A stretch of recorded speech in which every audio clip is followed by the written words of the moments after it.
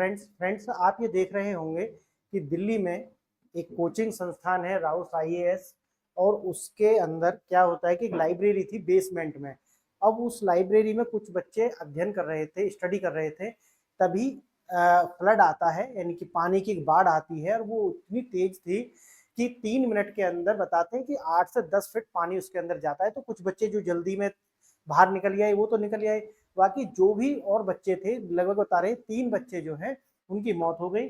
और ये जो खबर है ये बड़ी न्यूज इसका बना हुआ है और बच्चे जो हैं इसे लेकर के प्रोटेस्ट भी कर रहे हैं। ये बहुत ही दुखद खबर है, आप ये माने। लेकिन यहाँ तो ये एक हमारी फॉर्मेलिटी हो गई कि भाई ये दुखद खबर है, अब ये हो गई, ठीक है। अब क्या आगे, क्या ये इस तरीके की जो घटनाएं हैं वो होनी बंद हो जाएंगी? पहली। दूसरी, हम यहाँ पे ये देखेंगे कि ये घटना हो क्यों रही है। तीसरी, इसका समाधान क्या है, कोई समाधान है या नहीं है, या हम जैसे सोचते हैं कि भाई छोटा मोटा कुछ हो जाए, या जैसे बच्चे प्रोटेस्ट कर रहे हैं इसी से कुछ हो जाए, क्या ये हो सकता है, पॉसिबल है इससे? यही मैं आज इसकी पड़ताल करूंगा और मैं कुछ अपनी ओर से मैं आपको बताऊंगा कि भाई ये इसलिए ऐसा है, वो आप थोड़ा ध्यान से देखेंगे। अब ये तो आपने सब देख लिया कि जो मिसिंग स्टूडेंट आफ्टर दृष्टि कोचिंग आईएएस बंद हो गया है, जो दृष्टि के जो टीचर हैं, ठीक है, वो भाग गए हैं, वो मिसिंग हैं। बड़े बड़े जो प्रोधा है, जो राजा का बेटा आईएएस बनेगा, इस टाइप की जो बड़ी बड़ी बात करते हैं, फन अकेडमी वाले हैं, इस तरीका से बहुत सारे जो लोग हैं वो अब पता ना कहाँ लापता है। बच्चे जो है वो प्रोटेस्ट कर रहे हैं। अब आप कहेंगे कि वो जो है ट्विटर पे तो कुछ भी कर सकते हैं ना, वो चला क्यों नहीं रहे हैं? उसका मैं आपको कारण बताऊंगा। देखो, ये घटना है और ऐसी ही बहुत सारी घटना आपने देखा होगा कि कुछ ही महीना पहले एक कोचिंग संस्थान में आग लग जाती है और वहां पे जो है फायर सेफ्टी के लिए जो लगा हुआ होता है ना, कि उसमें जो CO2 जो होता है वो उस सिलेंडर में था ही नहीं। यानी कि जितने भी सेफ्टी गियर्स हो सकते हैं वो सिर्फ देखने के लिए थे, असल में वो कार्य कर ही नहीं रहे थे। अब आप कहेंगे कि तो ये मतलब इसका समाधान क्या है, ऐसा हो क्यों रहा है? ये घटनाएं हो रही हैं। अब ये जैसे कि एक घटना ये हो गई है, ये दिल्ली के अंदर है, ध्यान रखें, राजधानी। अगर आप इससे थोड़ा अलग एरिया में जाएंगे तो वहां पे क्या हालत होगी वो आप अंदाजा लगा सकते हैं। अब इस तरीका की ये न्यूज है। अब ऐसा होता क्यों है वो मैं आपको, सबसे बड़ी बात है कि ये होता क्यों है, ठीक है, ये समझना हमारे लिए प्राथमिक है। तो फ्रेंड्स, ये होता क्यों है उसे समझने के लिए आपको समझना पड़ेगा कि सबसे जो स्ट्रॉन्ग और सबसे ज्यादा पावरफुल जो इंस्टीट्यूशन है वो है पॉलिटिक्स। यानी कि जो पॉलिटिक्स है वो सबसे ज्यादा पावरफुल है। और वो पॉलिटिक्स हमारे यहाँ कैसे होती है वो आप उसे समझें। देखो, अगर ये कोई एक कॉन्स्टिट्यूएंसी है, ये कॉन्स्टिट्यूएंसी ये है, यहाँ पे कुछ लोग हैं, है ना, बहुत सारे लोग हैं यहाँ पे। अब मानो आप यहाँ पे लोकसभा का या विधानसभा का चुनाव है, ठीक है, कोई सा भी आप ले सकते हैं, यानी कि लोकसभा का चुनाव है या फिर असेंबली का जो है चुनाव चुनाव है। अब ये जो चुनाव होगा वो किस आधार पर होगा, किस आधार पर वोट पड़ेंगे, किस आधार पर जो प्रत्याशी हैं वो चुन करके आएंगे, वो आप समझें थोड़ी देर के लिए। ये जो प्रत्याशी होंगे इनको जो टिकट मिलेंगी, या जो लोग चाहते हैं, जो लोग, क्योंकि टिकट मिलेंगी कैसे, क्योंकि जो लोग चाहते हैं, लोग जिस तरीका की वोटिंग करते हैं उसी तरीका से उन्हें टिकट मिलेंगी। अब यहाँ पर जो भी लोग होंगे इन कॉन्स्टिट्यूएंसीज में, उनके लिए जो प्रत्याशी खड़े होंगे वो उनके धर्म, उनकी जाति, और तीसरा जो वोटर होता है वो है फ्रीबीज, यानी कि फ्री में ये मिल जाए, जैसे खटाखट टाइप का जो चला है, या फिर फ्री में लाइट, फ्री में पानी, इस टाइप से। तो 3 तरीका के वोटर हमारे यहाँ हैं। और चौथा जो वोटर है वो कम है। कौन है वो है डेवलपमेंट वाला। वो चाहता है कि देश आगे बढ़े, वो चाहता है कि हम टैक्स दे रहे हैं तो हमारा जो देश है वो जो टैक्स है वो पैसा सही जगह लगे, जैसे डिफेंस में लगे, एजुकेशन में लगे, हेल्थ में लगे, इस तरीका से। वो चौथा जो वोटर है उसकी तादाद कम है, क्योंकि वो एक इंटेलेक्चुअल वर्ग है। मैं उस इंटेलेक्चुअल वर्ग की बात नहीं कर रहा हूँ जो आप देखते हो कि पढ़ा लिखा नहीं, उसमें भी यही समस्या है जो मैं भी आपको बता रहा हूँ। अब ये जो 4 तरीका के वोटर हैं, ये जो 4 तरीका के वोटर हैं, ये हो गया आपका रिलीजन, ये हो गया कास्ट, ये हो गया आपका फ्रीबीज, और ये आपको इनको कह सकते हैं नेशनलिस्ट, इंटेलेक्चुअल, या फिर जो डेवलपमेंट को चाहते हैं वो लोग, इस टाइप से लोग हो गए। अब ये जो लोग होंगे इनकी जो वोटिंग पैटर्न क्या है इनका, तो आपको समझ में आएगा कि भाई जो भी डेवलपमेंट करेगा, जो देश के लिए कार्य करेगा, हम उसे वोट करेंगे, ठीक है। जैसा कि मैं हूं, मैं भी यही चाहता हूं कि जो देश की सुरक्षा, चाहे वो आंतरिक सुरक्षा हो, बाहर की सुरक्षा हो, डेवलपमेंट हो, इसके लिए जो वोटिंग होगी, मैं जो भी व्यक्ति होगा मैं चेहरे को देख करके वोट नहीं दूंगा कि भाई ये एक्स है ये वाई है इसलिए। हाँ, ये मैं जरूर देखूंगा कि डेवलपमेंट के साथ साथ क्या ये हमारी आंतरिक सुरक्षा और या फिर ये इंटरनल कोई तनाव तो पैदा नहीं कर देगा, जैसे कि अभी आप देख रहे होंगे ना, उस टाइप से तो कोई लीडर नहीं है जो बहुत ही एकदम फैनेटिक टाइप का है। दूसरा जो आते हैं फ्रीवीज, जैसे कि दिल्ली में और पहले तो ये जो तमिलनाडु साइड में ये पॉलिटिक्स चलती थी कि भाई टीवी दे देंगे, साइकिल दे देंगे, इस टाइप से जो पॉलिटिक्स होती थी वो तमिलनाडु के जो राज्य है वहां पर ये जयललिता के समय में ये इस तरह की पॉलिटिक्स हुई और वो आज भी वहां पे है, ठीक है। लेकिन अभी जब ये नॉर्थ में आई तो जो आपके लीडर हैं आम आदमी पार्टी के अरविंद केजरीवाल, उन्होंने इसको अच्छे तरीका से यूज किया और वहां पर लगातार कुछ दिन पहले जैसा कि 14 में सरकार बनाई, फिर वो जल्दी से कांग्रेस का जो समर्थन लिया, फिर वो सरकार छोड़ करके दोबारा से फिर चुनाव हुए और फिर इसी के मतलब आप देखोगे तो 3 बार वो चुनाव जीत गए। एक ये हो गया, ठीक है, लोग देखते हैं कि भाई मेरा फायदा है, हमारा ये आएगा, इसमें कुछ गलत भी नहीं है, लेकिन गलत है और गलत भी नहीं है, ये अर्ध सत्य है, आप ऐसे कह सकते हैं।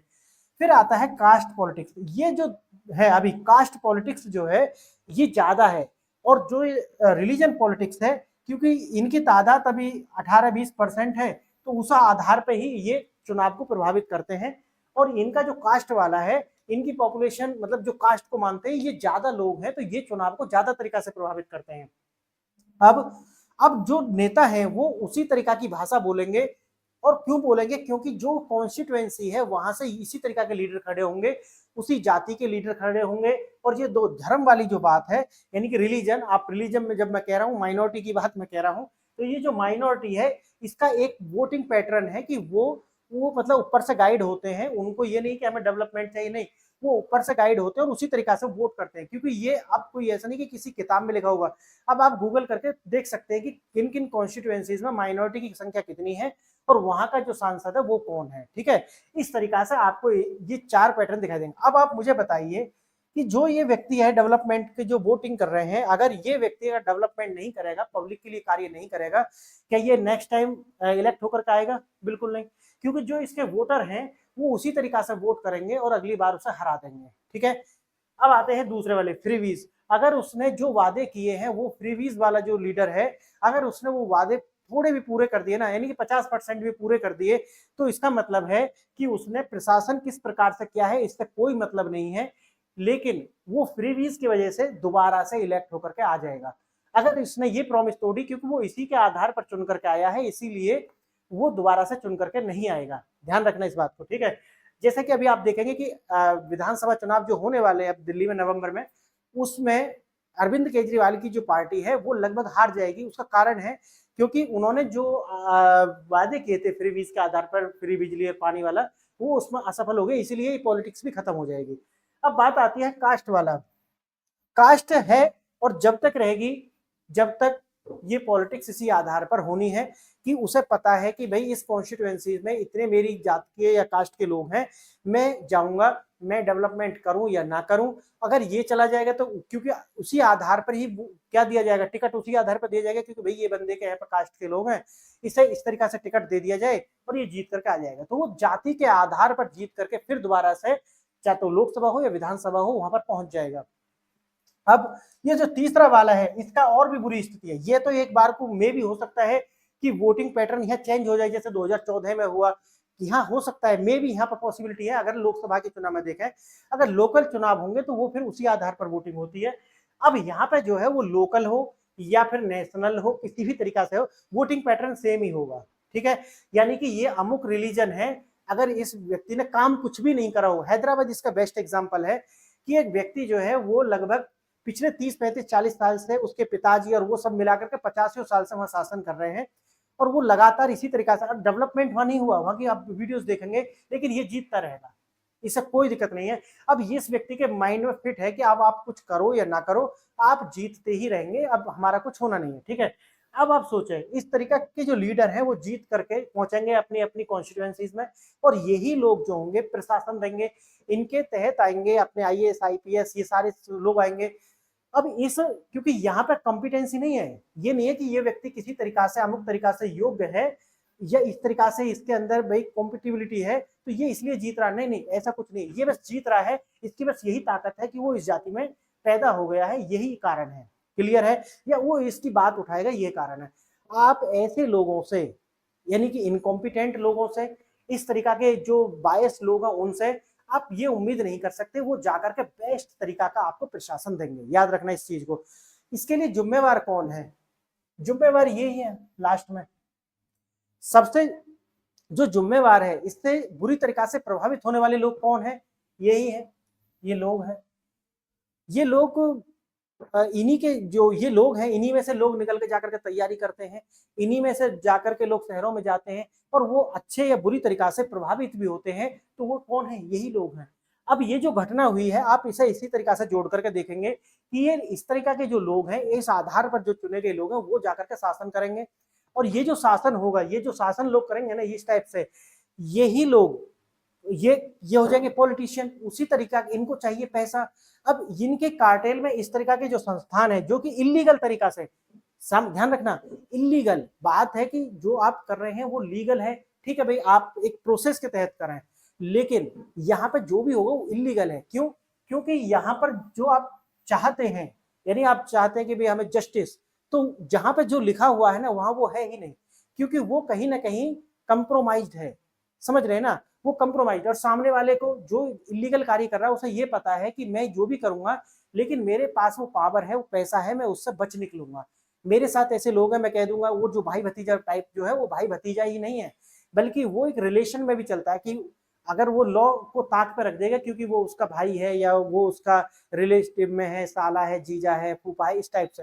तो ये जो मानसिकता है ना, ये जो डीएनए में अंदर चली गई है, इस ये जो मानसिकता है, ये जो मानसिकता है, उस समाज से आप क्या उम्मीद करेंगे? और आप मुझे बताइए।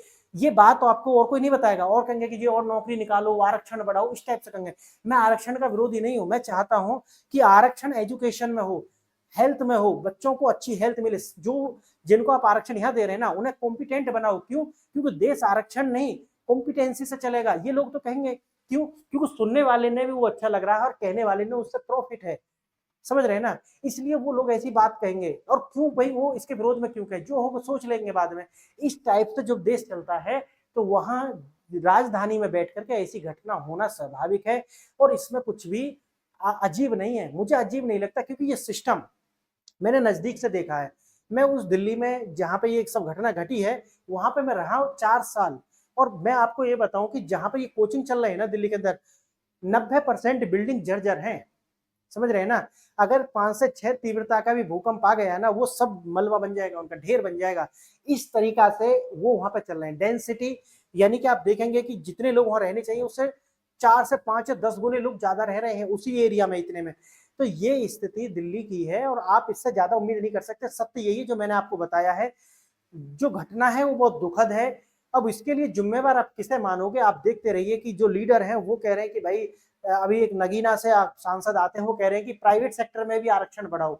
आपने वो कर्नाटक के अंदर देखा, वो बिल लेकर कहे थे कि भाई जो आरक्षण दिया जाएगा किसमें, क्योंकि भाई उन्हें पॉलिटिक्स करनी है। लोगों को लगता है कि हमें इससे रोजगार मिल जाएगा, कुछ लोगों को मिलेगा, उसमें भी कुछ लोगों को मिलेगा।